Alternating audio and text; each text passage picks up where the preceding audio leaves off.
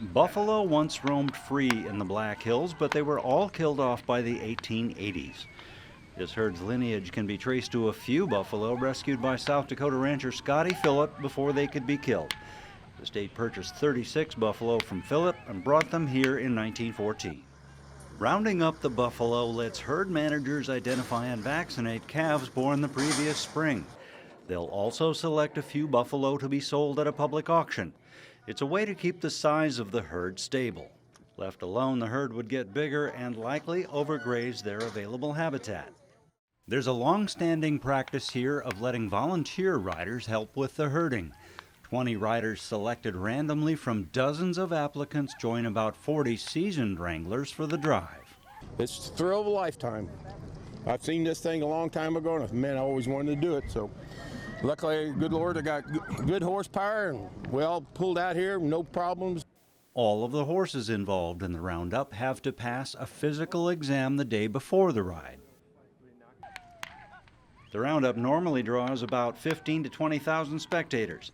Organizers this year say the crowd appears to have been a little bit larger. They parked about 1,000 more cars than they did last year, which tells us that the crowd size was a little bigger than it was last year. Last year we had about 19,000 people, so we're going to estimate somewhere over that.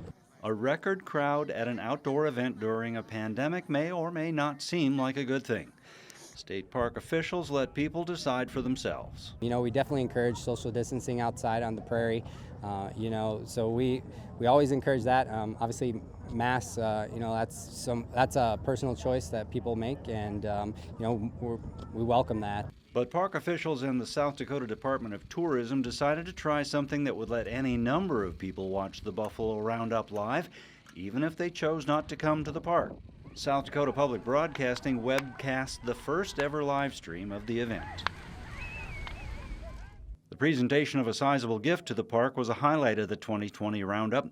The Helmsley Charitable Trust is giving the state $4 million toward the cost of an interpretive center that will be constructed at the park's buffalo corrals. We believe at Helmsley Charitable Trust, we're into rural health care. That's what we do for the 7 upper Midwestern states. And this, in my mind, ties to health.